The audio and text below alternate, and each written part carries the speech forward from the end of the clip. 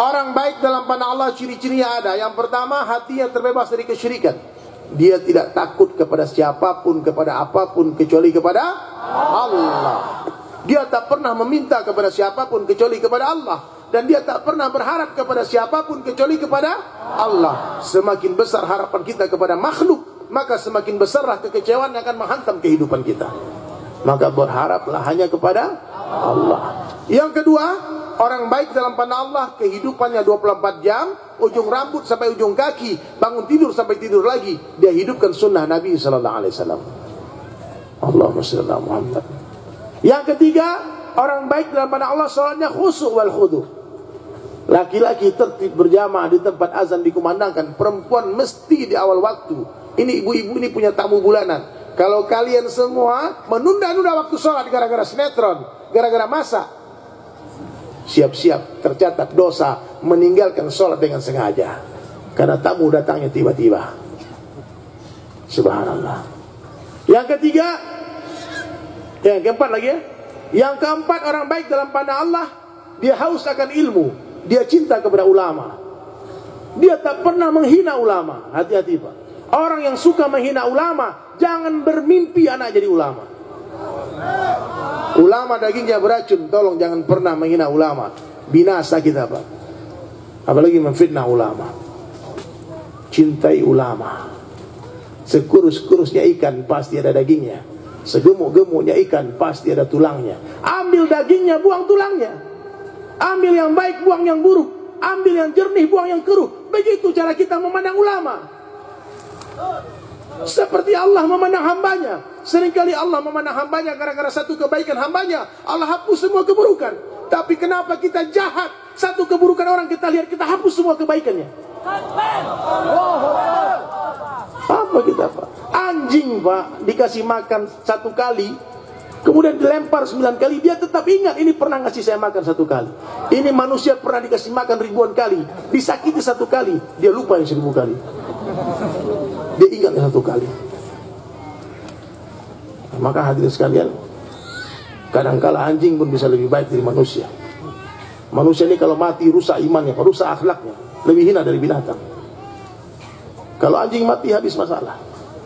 Bahkan ada anjing yang masuk surga. Siapa? Kitmir. Anjingnya Ashabul Kahfi, gara-gara ikut-ikutan orang saleh. Dia hirasah. Orang saleh 7 orang pemuda masuk ke gua, dia tunggu di depan gua. Kitmir pun Allah masukkan ke surga. Kita bukan anjing, kita manusia. Ikutlah ulama, cintai ulama, jangan fitnah ulama, jangan gibah ulama. Insyaallah ya. Sayangi ulama Pak. Lihat ulama tuh makan gak dia. Perhatikan kehidupan ulama. Kalau kita gak memperhatikan, kita yang rugi, kita hilang berkah dari ilmu, dari harta kita. Subhanallah. Jadi hadirin dirahmati Allah, dan orang baik dalam pandang Allah, ciri-ciri yang berikutnya, dia senantiasa berzikir dalam setiap hembusan nafasnya. Subhanallah walhamdulillah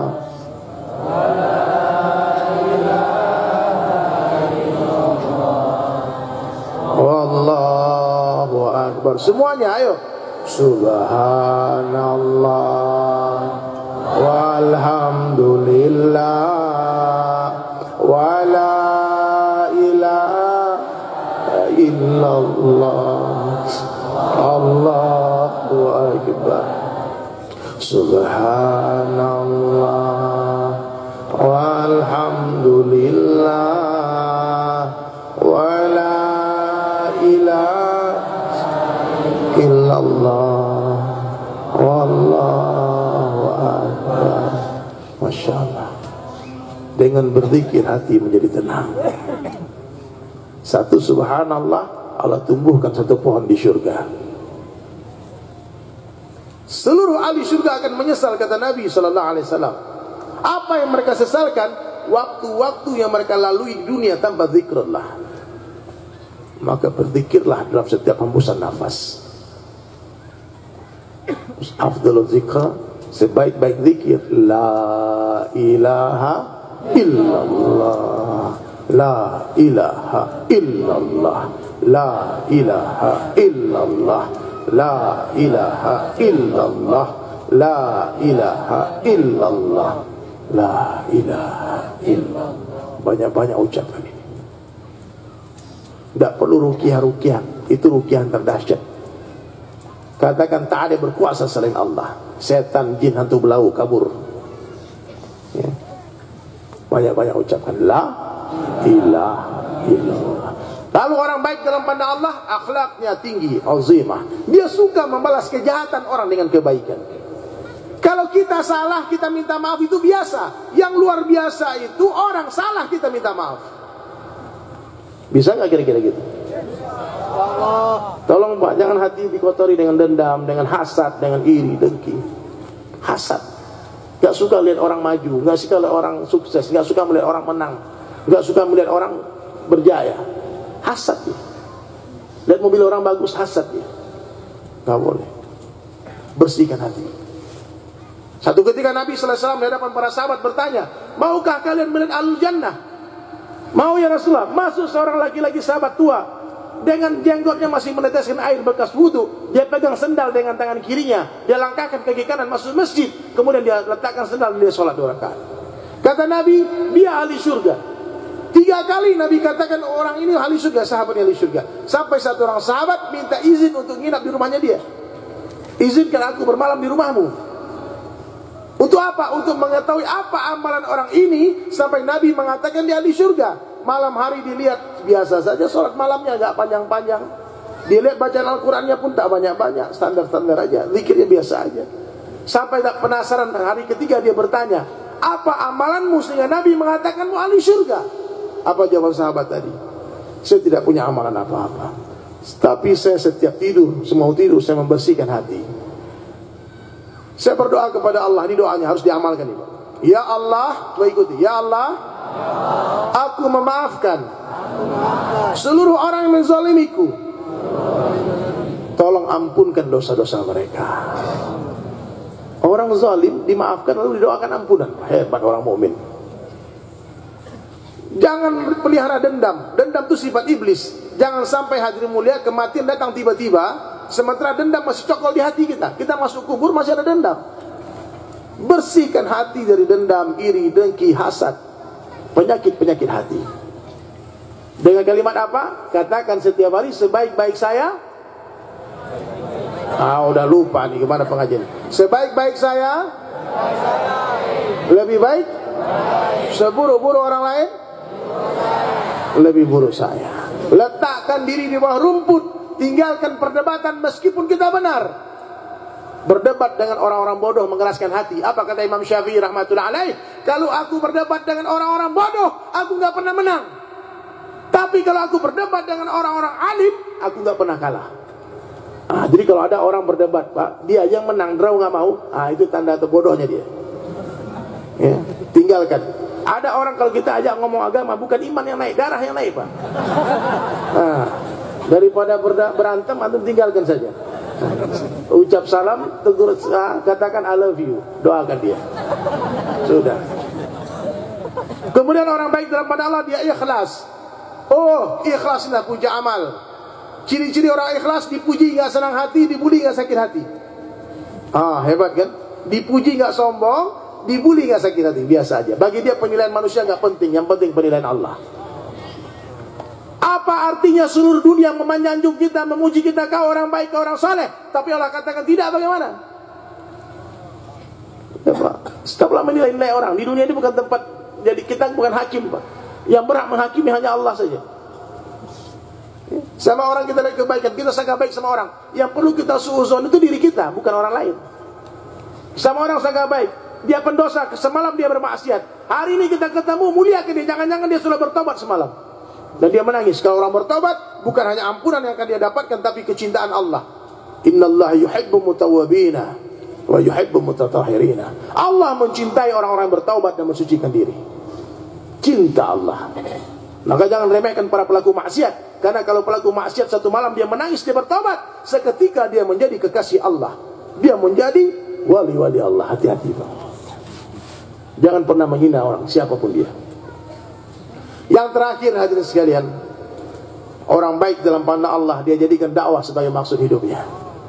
Di mana saja, kapan saja, jumpa siapa saja, dia selalu mengajak orang kepada Allah dengan penuh kelembutan dan kasih sayang. Di sini banyak ahli ibadah, saya tahu. Banyak ahli zikir, banyak yang sudah berangkat haji bolak-balik, banyak sudah pergi umrah ratusan kali, mungkin puluhan kali, nggak jelas. Tiap tahun ibadah haji banyak. Saya pernah ketemu orang sholat tahajud, sholat malam itu 250 rakaat dari Isya sampai subuh. Ada sholat puasa Daud sudah bertahun-tahun, banyak. Tapi saya yakin di sini tak banyak dai. Dai tak banyak, ada tapi tak banyak. Sayyidina Abu Bakar radhiyallahu anhu hari ini masuk Islam, esok hari langsung mensyahadatkan 9 orang. Coba berdiri sini Pak, siapa yang pernah mensyahadatkan 9 orang? Nah kan gak banyak kan, gak ada mana. Mana? Ini mesti pikir nih Pak, pikir nih Pak. Dakwah itu bukan mengajar tapi mengajak. Oh saya gak ada ilmu. Mengajak bukan mengajar. Ibu-ibu bisa ngomong ayo gak? Saya pengen dengar semuanya ayo. Ayo. Kurang keras. Ayo. Itu dakwah. Bapak-bapak sekarang ayo. Ayo. Ayo. Itu dakwah. Ajak ke ulama. Kalau dia bertanya hukum hakam, suruh ulama jelaskan. Iya Pak ya. Tugas kita ngajak orang ke dokter. Sampai di rumah sakit, jangan ente yang suntik. Serahkan ahlinya, serahkan ulama, serahkan dokter yang operasi. Semua orang bisa mengajak orang ke dokter, betul nggak? Jadi bapak-bapak, para ulama, para ustadz, jangan takut dengan dai-dai, dengan orang-orang mubalik, dengan tablik-tablik ini. Karena kerja mereka hanya mengajak umat kepada ulama. Ajak orang dari neraka ke pintu surga. Tugas ulama mendorong mereka masuk surga. Ya, atau kalau nggak tahu hukum hakam, jangan sok-sok berfatwa. Oh ini haram ini, oh sunnah, bid'ah ini. Kok dikasih tahu dalil? Sahih nggak? Nggak usah tanya-tanya itu, biar ulama yang menjelaskan. Insyaallah ya. Kemana kita berdakwah? Amerika, Eropa, Rusia, Afrika. Saya terakhir ke Australia. Di Australia sudah banyak gereja yang dibeli sama umat Islam, jadikan masjid. Subhanallah. Takbir. Saya pernah dakwah ke Cina. Di Cina itu ada kuburan sahabat Nabi. Sahabat Rasulullah SAW namanya Abu Waqqas radhiyallahu anhu. Saya tanya sama ulama-ulama di sana, ceritakan sama saya tentang Abu Waqqas ini. Siapa orang ini? Ternyata dikatakan Rasulullah SAW sendiri yang mengirimkan rombongan dakwah dari Madinah ke Cina. Mereka berjalan kaki selama 6 tahun perjalanan sampai di Cina. Hari ini kalau kita mau ke Cina Pak, nak sampai 6 jam sampai di Cina naik pesawat. Tapi kita cinta dunia, sibuk dengan istri, sibuk dengan anak, sibuk dengan pekerjaan, dengan perniagaan yang kita khawatirkan kerugiannya. Pak, nih surah Taubah 24 dikatakan 8 perkara, qul in kana abaukum wa abnaukum wa ikhwanukum wa azwajukum ila akhir ayat. Buka nanti di rumah. 8 perkara yang menghalangi orang dari Allah, Rasulullah, di perjuangan agama Allah. Hati-hati. Ya. Kita nggak boleh mencintai siapapun melebihi cinta kita kepada Allah. Kita mesti buktikan kepada Allah, ya Allah, aku mencintaimu ya Allah, melebihi siapapun, melebihi apa saja. Ketika di Makkah ada Sayyidina Abu Bakar, ada Sayyidina Umar bin Khattab, ada Sayyidina Uthman bin Affan, ada Sayyidina Ali bin Abi Thalib, ada semua sahabat-sahabat Asyara Mubasyirin ada di saat di Makkah. Tapi tak satu pun ayat Makkiyah yang berbunyi ya ayyuhalladzina amanu, nggak ada Pak. Kapan ayat itu turun? Ketika sahabat telah berhijrah dari Makkah ke Madinah. Mereka telah perlihatkan, buktikan kepada Allah, ya Allah, aku mencintaimu. Ya Rasulullah, aku mencintaimu melebihi kampungku, melebihi rumahku, melebihi istriku, melebihi anakku, melebihi siapapun juga. Sesampai di Madinah, baru Allah akui kecintaan mereka. Allah panggil dengan panggilan ya ayyuhalladzina amanu. Maka hari ini kita mesti belajar mencintai Allah melebihi segala-galanya. Berterus saja seorang suami di rumah akan merusak hubungan istrinya dengan Allah. Pak, sekali-sekali pergilah berdakwah. Ikutlah bupati. Nggak usah jauh-jauh, nggak usah lama-lama. 3 hari cukup.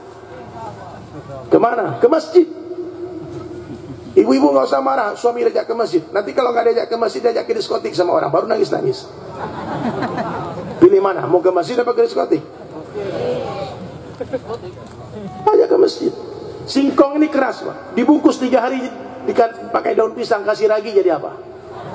Tape. Suami ibu kalau keras-keras hatinya, suka kasar, suruh 3 hari di masjid, pulang-pulang kayak tape dia. Manis, lembut. Ayam dikurung 3 hari di kandangnya, nanti pasti rindu pulang ke kandangnya. Maka perlu nih Pak, seluruh orang Tojo Una-Una ini kalau bisa jangan mati dulu sebelum 3 hari di masjid. Betul, saya katakan kenapa? Karena hati ini mesti ada mu'allaq dengan masjid. Berlama-lamaan satu orang di masjid, maka Allah akan hubungkan hatinya dengan masjid. Rindu dia pulang ke masjid. Kalau ulama-ulama jangan ditanya lah, mereka sudah besar di masjid, hidup di masjid, dan mungkin mati mereka di masjid. Tapi umat orang-orang awam ini perlu kita fikirkan. Nggak bisa nafsi-nafsi Pak. Coba lihat tetangga kita, apakah dia sudah sholat di masjid apa belum? Fikirkan mereka, ajak mereka. Itulah dakwah. Kampung samping sebelah kita, Poso fikirkan, Parigi fikirkan, Kalimantan fikirkan, Jepang fikirkan. Saya tahu hari ini banyak sekali motor. Motor itu mereknya apa tuh? Yamaha, Honda, Suzuki. Kalau mobil ada Toyota. Bapak Ibu tahu nggak itu nama kota di Jepang? Jujur, bertahun-tahun kita pakai motor itu. Dengan motor itu kita ngantar anak sekolah, kita mencari nafkah. Dengan mobil itu pergi ke kantor. Pernah gak sekali saja sebelum kita menstarter itu kendaraan kita doa sama Allah, ya Allah beri hidayah orang Jepang? Pernah gak? Ya Allah hantar aku ke Jepang, aku kenalkan Allah kepada orang Jepang. Pernah gak? Kita ini kadang-kadang egois. Kita punya kalimah yang berharga, la ilaha illallah, kita makan sendiri, kita pakai sendiri, kita nggak ada keberisauan kepada orang lain. Zalim kita. Orang meninggalkan dakwah ini zalim. Makanya Nabi Yunus AS ketika di dalam perut ikan, apa istighfarnya? La ilaha illa anta subhanaka inni kuntu minaz zalimin. Aku orang yang zalim. Semua siap kembali ke dakwah insyaallah? Yang mampu jauh-jauh silakan berangkat jauh-jauh. Bi amwalikum wa anfusikum. Jangan bikin proposal dulu ke Pak Bupati. Dakwah itu nggak boleh pakai duit orang. Mesti dengan harta dan dirimu sendiri. Nggak ada bayar-bayarin Pak. Tolong Pak, nggak ada anggaran untuk dai. Ini mau berangkat 4 bulan nih, 40 hari, minta Bupati. Nggak boleh Pak. Semua kita mesti keluar dengan harta dan diri masing-masing. Makanya dai nggak boleh pemalas. Mesti punya ikhtiar masing-masing. Bekerja dengan berkeringat kita dapat harta, korbankan di jalan Allah. Orang kaya korbankan waktunya, karena harta bagi mereka sampah, nggak ada harganya. Orang miskin korbankan hartanya, karena bagi mereka waktu nggak ada harganya. Setahun pun dia mau asal dibayarin. Jangan 3 hari Ustaz, 10 tahun saya mau katanya, tapi dibayar. Paham Pak ya? Nah, jadi hadirin kita semua mesti keluar bekerja sama dalam dakwah. Yang tak mampu jauh-jauh, dekat-dekat saja. Yang tak mampu lama-lama, sebentar saja. Yang tak mampu kemana-mana, duduklah di rumah, bantu dengan doa. Jangan kau halangi dakwah, jangan kau berperang dengan Allah Subhanahu wa Ta'ala. Jangan usir orang-orang yang menyeru kepada Allah pagi dan siang hari.